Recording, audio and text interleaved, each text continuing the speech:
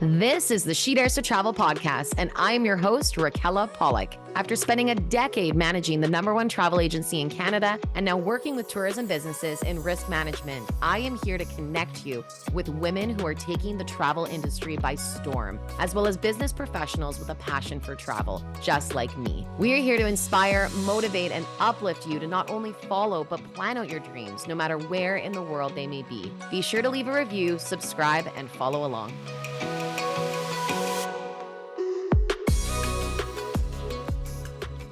Welcome back, all you daredevils, to another inspiring episode of She Dares to Travel. Today, we have the pleasure of hearing from Nickie Mabey, who is CEO and founder of Mabey Ski, and we get to take a peek into the world of adventure and luxury travel, two of my favorite things to talk about. Nickie has a lineage steeped in skiing passion that has spanned over 4 generations, which I was absolutely intrigued to read about, and I'm so excited to hear more about too. Her journey on the slopes began at a very young age, and it's evolved into this thriving career in the adventure tourism sector. Her path to founding Mabey Ski was shaped by years of globetrotting, organizing corporate events, and crafting these bespoke ski experiences across places like Japan, Canada, Europe, and far, far beyond. And her company has become synonymous with unique adventures, from skiing into volcanoes, yes, you've heard that right, to heli-skiing from yachts. Incredible to even think of how that can all happen. And she really offers clients this unparalleled access to the world's most exclusive ski destinations. So we are going to hear all about Nickie's personal journey today, her insights on building a successful adventure travel business, and her passion for blending the luxury of the travel with the authentic local experience. So sit back, enjoy. I am so excited that you are here. Thank you so much for joining us today. Thanks for having me. Happy to have you. Whereabouts are you right now? Where are you joining us from? I'm actually in Chamonix in France, so over in Europe. Beautiful. Have you been there for a while right now, or? Coming up to a year, but my team's actually based in London, so I bounce between the 2 locations, working in London and then playing in the mountains. Gorgeous. And how far? It's a quick flight over, wouldn't it be? Or do you usually train, or how do you get there? Yeah, no, I'm an hour from the airport, and it's just over an hour's flight to London. So it's really easy to commute back and forth as well. So yeah, super easy. Gorgeous, gorgeous, gorgeous. I'm enthralled. I was reading more about your history, your journey into skiing, and I want to chat about your family. I know that it's the 4 generations really blew my mind. And I had this instant thought, if you didn't go into skiing, would that have been a bad thing? because your whole family is in it. So yeah, no choice. You just had to. It's funny you say that, because I initially started in the ski world. My first job out of school, I headed over to the mountains first. I was in New Zealand, and then I went to France, and then I worked in a ski company in London. So I was straight into the ski industry, and then a move took me over to the other side of the world in Singapore, and guess what? No ski companies over there. So I actually ended up in the corporate world for a while. Yeah, doing like events organizing and marketing. But yeah, my family's definitely, from both sides, actually really passionate skiers. So my parents met through skiing, my grandparents met through skiing, and my great grandmother was even skiing before chairlifts were invented in 1912. So she was skiing in, long woolen dress, blouse, 2.30 meter long wooden skis. So it's totally different to anything that you see today. Really inspiring. And then, yeah, my whole family are, still really keen skiers. My cousins are racers, and yeah, it was definitely on the cards. and I always knew I wanted to be in the industry. I just didn't know what that looked like. And then it sort of came about whilst I was in Singapore. Actually, I was traveling back and forth to Japan. It was my closest ski area, and I was like, wow, this is so different to anything I've skied in Europe or North America. And I was just like, it just opened my eyes to a whole new ski holiday, I guess. And the more I learned about Japan, the more I sort of discovered that actually it wasn't being delivered by other ski companies. So yeah, the more I went back and forth, I was like trying to discover on my own what else was out there. I wanted to immerse myself in more of the culture, experience more of the local foods, because I found the ski trips that I was booking through other holiday companies, you were very much based in one resort. You were eating in restaurants within that resort with other tourists. And even though it was more Japanese culture than I'd experienced before, the more I went back and forth, I was like, no, this is what everyone's doing. There must be so much more beyond this. So that was sort of the beginning of Mabey Ski, of what sort of got me excited about what else was out there, what else could be done. But yeah, it all stemmed from the family originally. Yeah. Absolutely. And how did you find the transition from the corporate world of planning events? And what type of events? These were all, business, large, really 300 people plus kind of idea? Yeah, I mean, a total mix, to be honest. Some of them in the thousands, big corporate events, some smaller, trips to Bali to recognize top salespeople, smaller, other smaller events as well for wine tasting, etc. So a real mix and size and location, but yeah, really, I mean, interesting for me. It was as interesting as the corporate world could get, but I was starting to itch after 6 years of quite restricted, I guess, boundaries, and there was just so much more I wanted to do. So yeah, it was a refreshing transition, terrifying, as you're taking a huge leap. You're used to a nice cushiony salary, and you've got your annual leave planned out, your holidays planned out, and then suddenly you're sacrificing it all and putting your savings into this new company that you don't know if it's going to work or not, and at the beginning people don't take you seriously, and it's the ski world's quite a man's world as well, and I was coming in as this young woman, and at the beginning I wasn't taken seriously at all, and I was like, oh my gosh, what am I doing? And big case of imposter syndrome, which a lot of people have. But it was real that first year especially, and just sort of powering through and being like, no, this is going to work. This has got legs. And the more from the very beginning when I started organizing those trips, it was just hearing feedback from people being like, this is the best ski trip I've ever been on. And I knew I had something. I was just like, you've just got to cut out those other voices, and these old men who have been in the industry for decades and probably aren't keeping up with the times, innovating. And so it was daunting, scary, and super exciting all at the same time. What year was that where you pivoted, or that pivot? What year was that happened, that you made that change? So it was 2016 to 2017, and I took some time out. I actually did some work experience for it was a proper job. It was I worked for a luxury travel agency for a year. I just wanted to get as much knowledge and experience as possible, so I knew that was what I wanted to do, and I just threw myself in and worked super hard, just trying to learn as much as possible, and then threw myself in at the deep end. And so 2017 was when I officially launched Mabey Ski. And and never look back. Isn't it unreal? It's COVID. This is true. The hiccup that we don't like talking about. This is true. And then 2020 happens, which we'll touch upon too.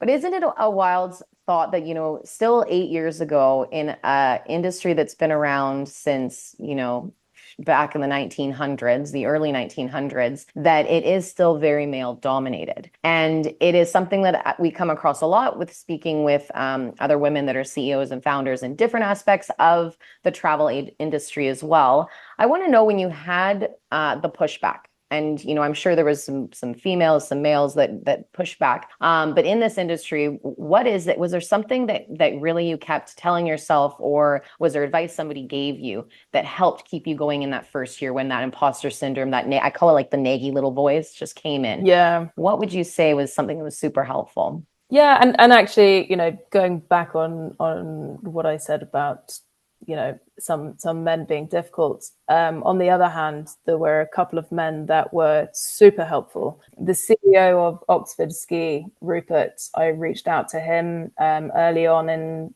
whilst I was setting up, and asked if he had time for a meeting, that I'm looking to set up this business, and would he spare an hour of his time? And absolutely. And he's busy man. He is a 25-year-old plus company, and very, very successful. And he gave me an hour of his time, and he gave me some amazing advice, and talked about how most travel companies fail within the first 3 years, and it can take a while to break even.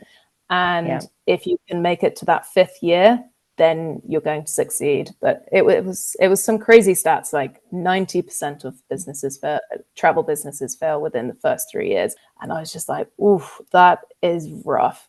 But I think having that in the back of my mind, being like, okay, that's the norm. I also don't want to be the norm.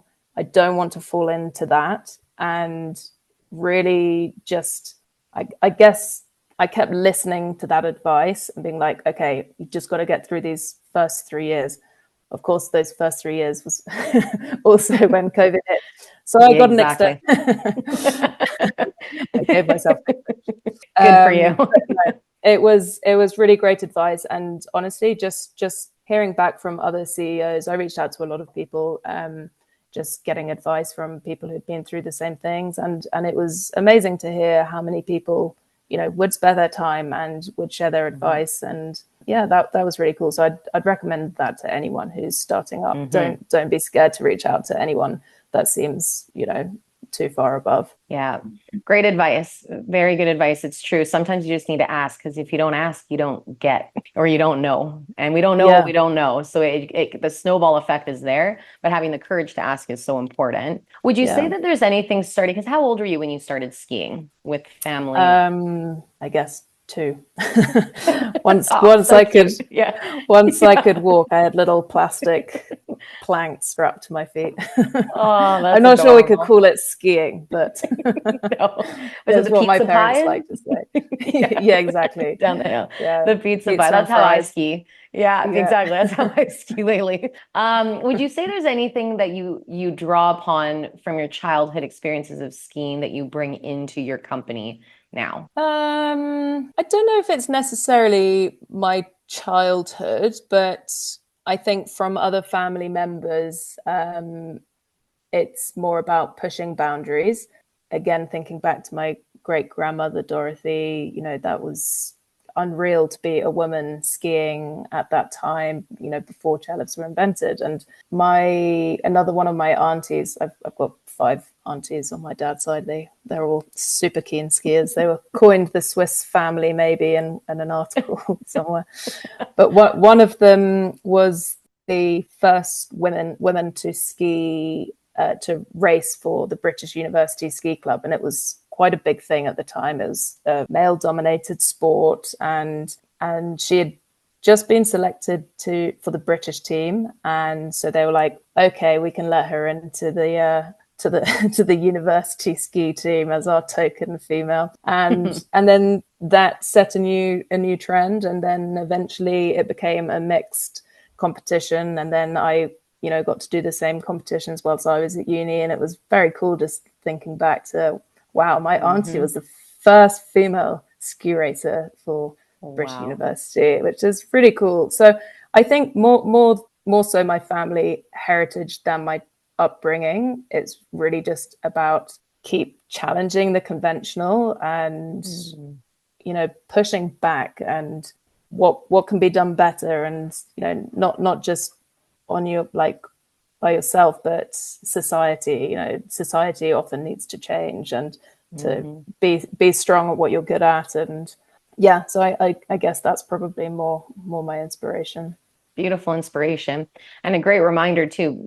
Again, just voicing what it is that you need and being creative, and that's the entrepreneurial spirit that you have in you. Clearly, to think this idea, to see that there is something that's missing and kind of fill that gap. Speaking towards the tours and the travel experiences that you created, the company that you have, Mabey Ski, is known for these really authentic ski experiences. You touched upon having the local authenticity and mixing it with luxury travel. Talk about a bit more of what type of experiences people can have, and maybe like a standard or what your most popular destination is for a lot of skiers.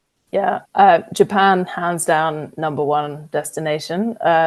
We I love started Japan. there, and oh, I Yeah. love it so Yeah. much. Yeah, Hmm. it is awesome. Yeah, I think it's. I mean, I don't know. Do you know about the snow conditions over there? But it's No. got some of the best snow in the world, and Hmm. they receive 13, 15 meters a season, and it's kind of like chicken feathers. It's so light and fluffy, and just falls from the sky. It's incredible.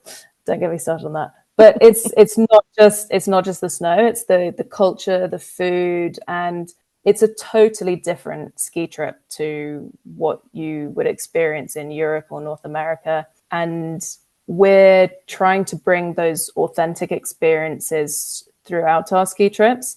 So, as I grew up skiing, I knew ski holidays, taking a plane, transfer to a resort, getting your lift pass, staying in a chalet or a hotel for a week and skiing that one resort, return home. Very fortunate to have grown up doing that, but that copied and pasted over a few times. I got no idea which resort was which. They all started to blur into one. Then I went to Japan and I was like, wow, this is so different. And so we really try and bring through all of those local experiences in all of our destinations, so not just Japan, but and our guides.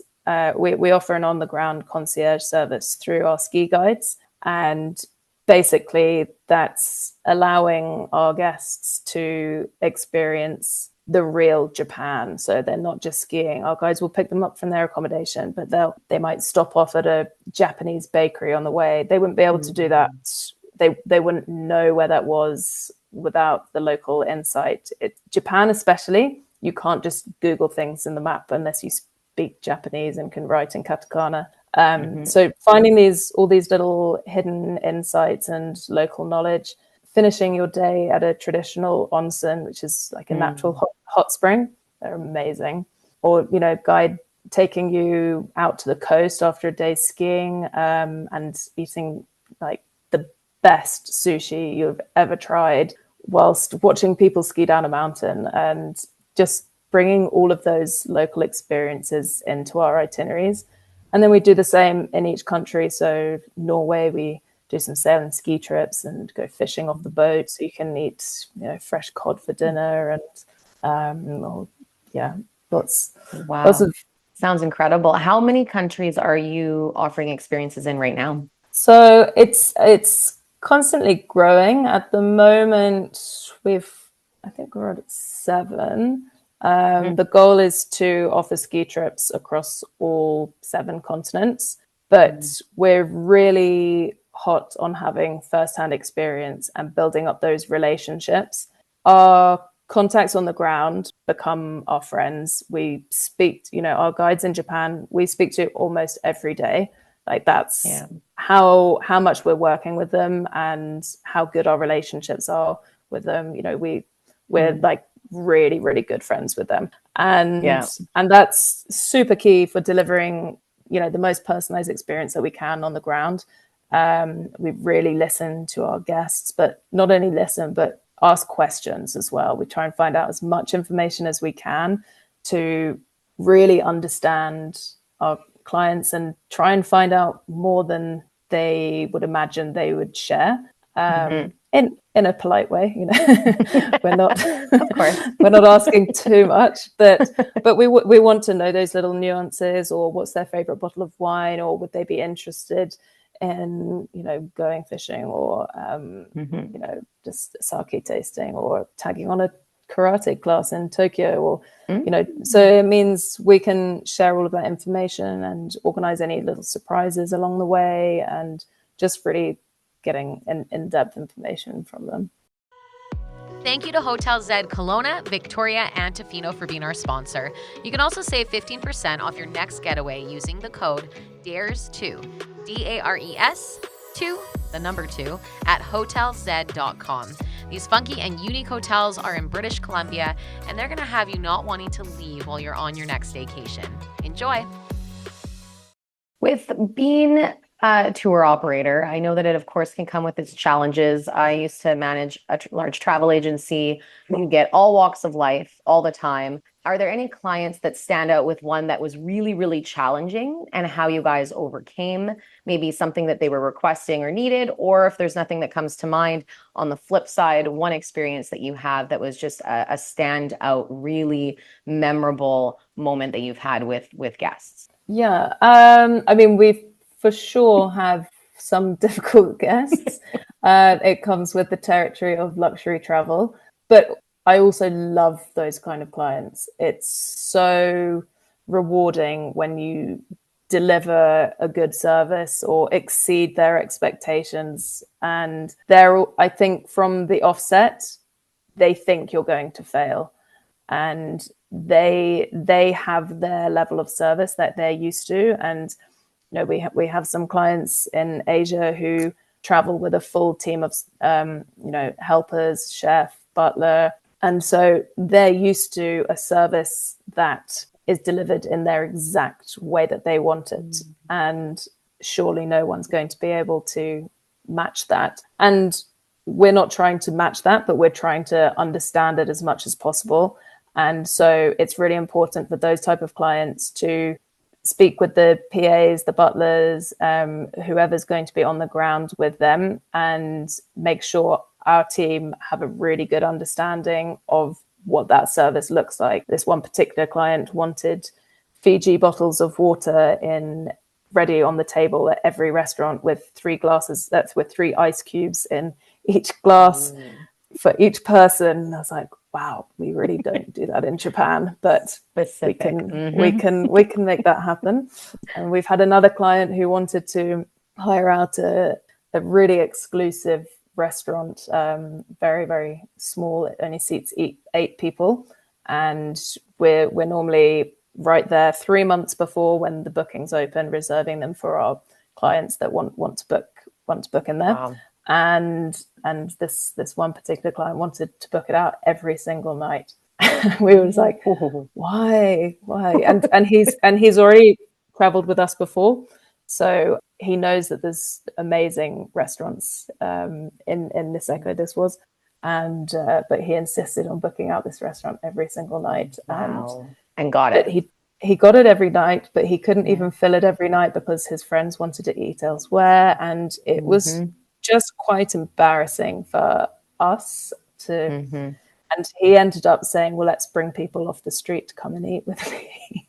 Really? And did they come? They did, yeah. They got a free meal in a very, very nice soba noodle restaurant with a soba master, which is pretty special. What was the name of the restaurant? It's Rekuichi. And this is in Japan? Yeah. Wow. Unreal. Well, and it's unique, right? And I know that there's quirks. You always hear famous singers like to have only red M&Ms in their dressing room and things like that. But I can imagine it is this level of eliteness where you're used to a certain luxury, or maybe you've grown up with that luxury. So understanding is key, just like you said. Yeah. So interesting. Very, very interesting. How would you say the challenges that you have, and how large is your team that helps with all these bookings and the guides? How large is that at Mabey? So our team in London, we're just 4. We're about to hire a couple more people, but our team on the ground are really, really key to delivering those experiences. And like I said earlier, we've got such a strong relationship with them, speaking on the phone daily and constantly on WhatsApp. So I guess they're an extension of our team, and we couldn't do it without them, to be honest. We love what they do, and we're a great partnership, and we give them business that they love, and they deliver a service that we love. So it's a good partnership. But yeah, they're definitely key Teamwork to makes the the dream operation. work. Yeah, very true. Sure does. And all of them, I can imagine, have that problem-solving mentality to overcome the challenges, figure out how they can get to them, communicate, It's travel in a nutshell, really. Yeah. If you're Yeah. working as a tour operator, travel agent, whatever it is. Where have you skied? Ooh.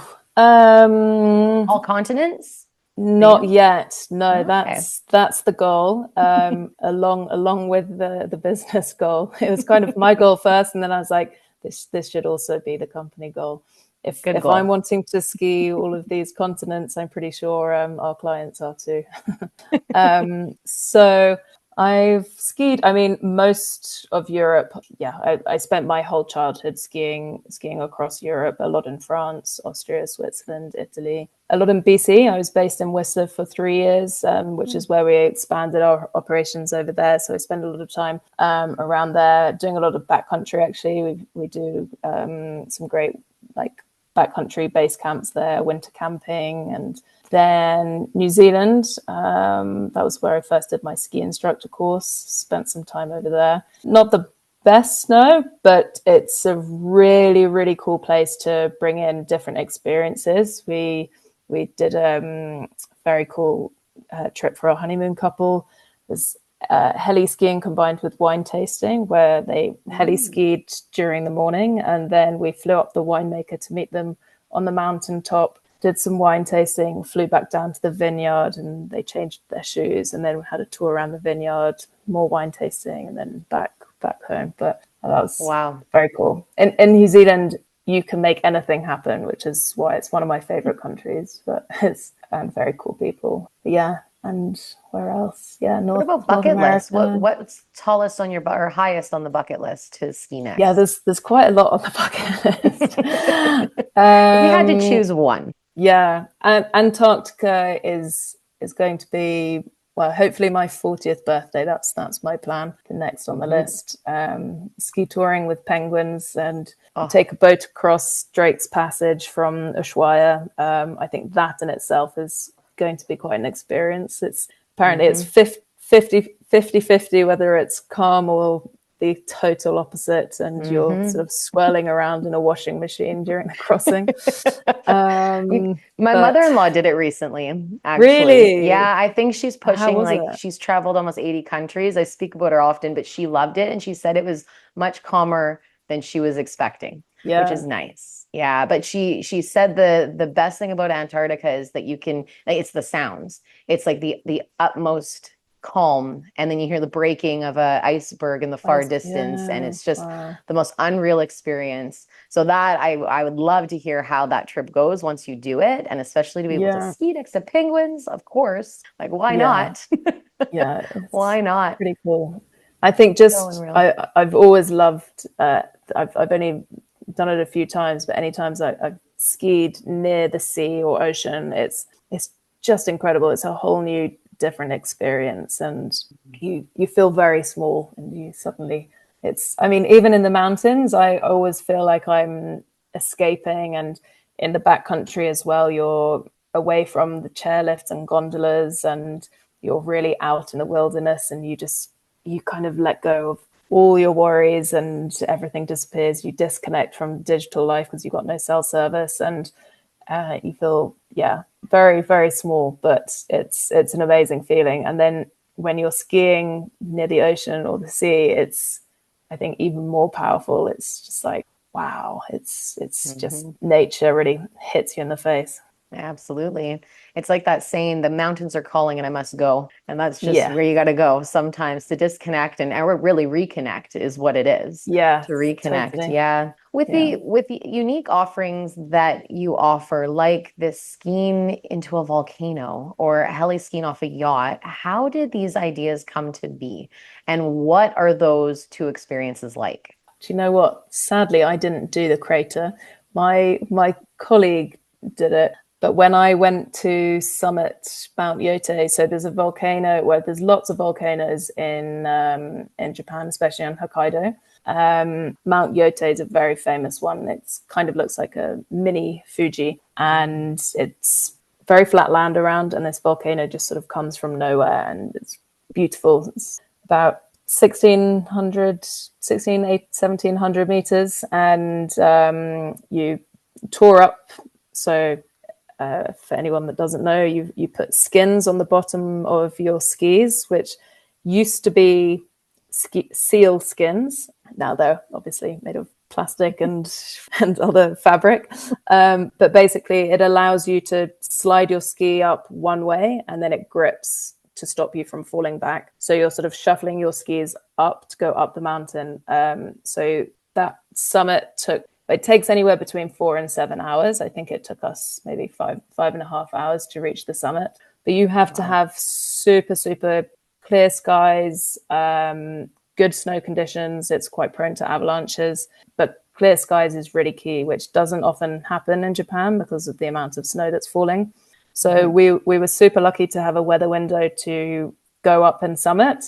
But then as soon as we summited, the clouds came in and our guides were like, we need to get off immediately. And we were like, no, we want to ski in the crater. And it's like, off, transition quickly, we're skiing down. So sadly I didn't get to do that, but my colleague Rosie skied it a couple of months ago and shared the photos with me, and it looks incredible. I mean, exactly what you imagine it to be. And it was just like fresh snow, no tracks, and just skiing into the middle of a volcano crater and no one around. And then there's a little short boot pack back up. But I'm going back in January and it's on my list again, so fingers crossed for a clear weather window.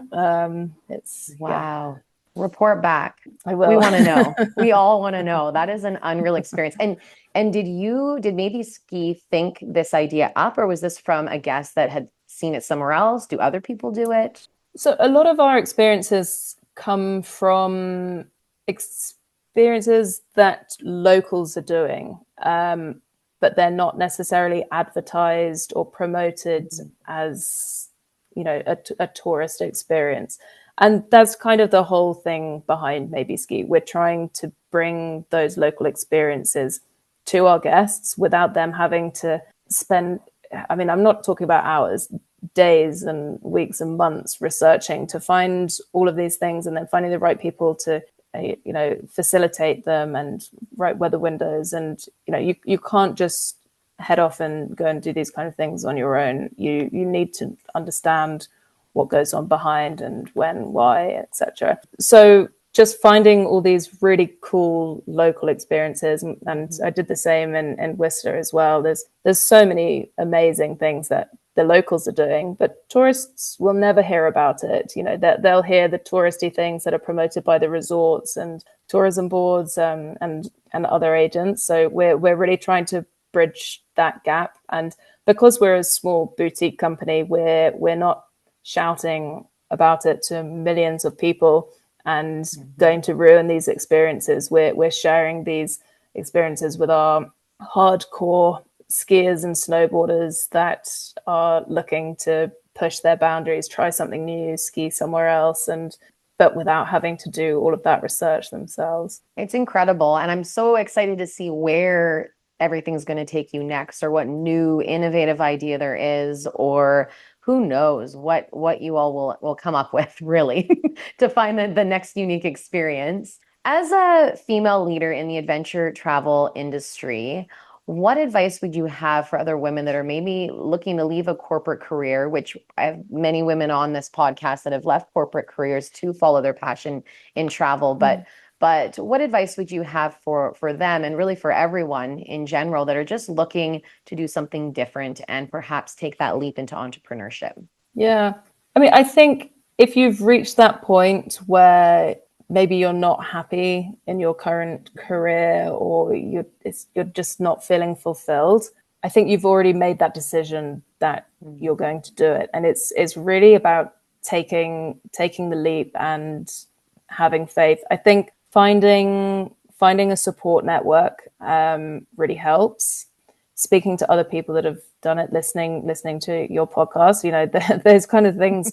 I'm sure this podcast is super. If this had been around when I was setting it up, I'd be there every week waiting for the next episode to come out, being like, these kind of podcasts and other like startup podcasts as well are super useful, and they really give you confidence that other people have been in the same boat and done the same things. Because I think the biggest thing is usually imposter syndrome, and then it's like oh, but I don't know how to do that. There's so many buts. But do you know what? You figure it out. And it's probably been my favorite part of the journey, is learning all these new skills that I never had. And I love running a business so much more than I ever realized I would. It's so exciting, and you're constantly developing. And I can't think of another career where I would have this experience. And when you get to the point where, you know, you've got your different measures of success, but for me, the first client that wrote such a glowing review was just the most rewarding thing ever. And it's just like, wow. And it just gives you a fire to just do more. And I think if anyone can, so for me, before I actually set up my business, I organized a lot of trips for me and friends. And then from there, my friends were like, oh, can you organize us a similar itinerary? That sounded amazing. Everyone's been raving about it. And I was like, yeah, take this. And, oh, you could do this, you could do that. And, you know, I really dove into the research phase just in my free time, just for fun, because I loved it. So I think if you're too scared to, if you're still in the consideration phase, do more research, start organizing trips with friends and do it that way, and get feedback from everyone, and just start small. And, you know, some people can start it as a side business at first as well. It does take over very quickly, so just be prepared that might not last so long. But take the leap and get support's probably my main advice. Love it. Love it. Love it. Thank you so much for sharing your insight, for just giving us, pulling back the curtain a bit into this world of luxury travel, luxury ski experiences, and unique ones. And I think that's the key, to think differently when you are planning your next holiday, or for those avid skiers out there, just to try something and to get off the beaten path and not keep doing the same thing, because these type of experiences in travel are really what shape us and make us who we are. And in the end, we can't take any of this stuff with us. We can only take our memories, and let's hope we have those until the bittersweet end. So I just appreciate you being here. Thank you again. Where can people find you or learn more about Mabey Ski? Okay, so the main thing is learning the spelling of the company. So Mabey Ski, this is what I would say over 50% get wrong. It's MABEYSKI.com. So yeah, we're mabeyski.com. We're also Mabey Ski on Instagrams and Facebook. We've got a YouTube channel if you want to see what it's like to summit to volcano. We've also got a really cool promo video of our recent sail and ski trip around Norway and plunging in the Arctic waters. And yeah, so check us out there. Awesome. I will put all the links in the description of this podcast. Thank you again. And I look forward to hearing what is next for Mabey Ski. Thank you to this episode's sponsor, Kentucky Holidays. Let me tell you, I'm speaking from experience. I have traveled on these tours, and I have seen the world in a group setting and made lifelong friends because of it. Check out the link in the episode description so you can find out their last-minute deals, their promotions, and where they can take you around the world. You do not want to miss it, and you will have no regrets. Happy travels. If you like this episode, please subscribe, download a few more, and leave a review. I really would love to hear from you, what you enjoyed and what your key takeaways were. And of course, please let me know if there's any aspect of the travel industry you want me to talk about next. You can also search for the hashtag #SheDaresToTravelPodcast on Instagram and comment on the episode's post with your questions. I'd love to answer them all for you guys. I hope you enjoy your day, stay so well, and until next time, fly straight.